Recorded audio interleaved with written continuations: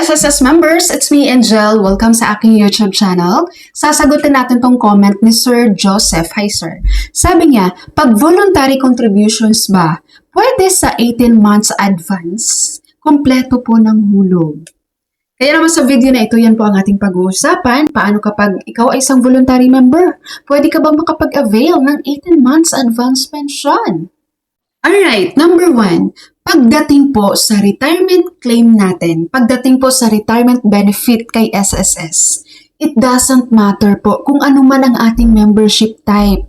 Mapa-employed ka man, self-employed, voluntary, OFW, or kasambahay. Dahil pare-pareho lang po tayong makapag-claim ng retirement claim sa SSS. Mapa-lump sum one-time cash payment man yan or monthly pension. Number 2, sa katanungan po ng nag-comment. Pagdating po sa 18 months advance pension, yan po ay eligible sa lahat ng SSS members pagdating sa pag-file natin ng retirement claim sa SSS. Regardless, kahit ano pa man ang iyong membership type. Pag nag-file ka na po ng SSS retirement benefit, may katanungan po doon during your application. May katanungan dun guys na kailangan mong sagutin.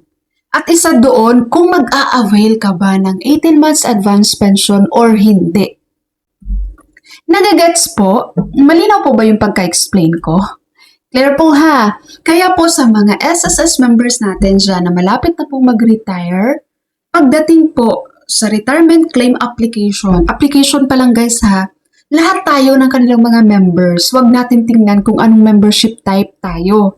Okay? Basta lahat tayo ng kanilang members, guys, meron po tayong option kung mag-a-avail tayo ng 18 months advance pension or hindi. Number 3, the last but not the least. Sa ating mga SSS members dyan, kung hindi pa naman kayo guys magre-retire, kung hindi pa naman kayo mag-file ng retirement claim sa SSS dahil wala pa kayo sa retirement age, no? Hindi po tayo pwedeng makapag-avail ng 18 months advance pension. Kaya nga siya guys tinatawag na 18 months advance pension.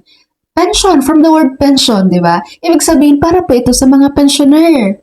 Kung active member ka pa ngayon, kasalukuyan ka pang nagkukontribute kay SSS, dahil hindi ka pa naman guys retire, no? Ang bata mo pa, wala ka pa sa retirement age. So hindi po, wala ka pong karapatan or hindi ka pa eligible para mag-advance pension. No, mag-18 months advance pension.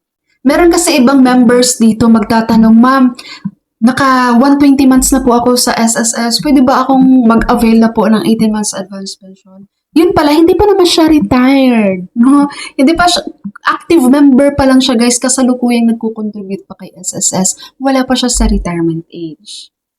Okay? Ang 18 months advance pension guys, ulitin ko lang po. Para lang po ito sa mga magpe-pensyon na kay SSS, no? During application, habang magpipill up ka doon kasi magre-retire ka na kay SSS, may option doon na sasagutan mo, mag-yes or no ka kung mag-a-avail ka ba ng 18 months advance pension. At itong 18 months advance pension, para lang po ito sa pasok maging pensyonado ha. Kumbaga, meron silang hindi bababa sa 120 months na contribution sa SSS. Kasi kung ang gagawin mo guys, hindi mo yan marireach pero magre-retire ka na, kumbaga nasa below 120 months contributions ka lang kay SSS. Tapos ikaw ay magwa one-time lump sum, one-time cash payment. So hindi ka makapag-avail nitong 18 months advance pension. Dahil para lang to sa mga pasok na maging pensyonado ni SSS. Malinaw, SSS members! So bago ko po end ang ating video for today, sa mga hindi pa dyan nakabili guys ng ating pabango, so mura lang po ito guys, pero mabango ito. Worth it po sa presyo nyo. Worth it sa bulsa, kumbaga. So meron tayong pambabae at panlalaki. Ang link po ng mga products na to guys, nandyan lang sa title ng aking video. I-click mo lang po yan. Okay, so that's all for my video for today. Thank you so much for watching everyone. God bless you all.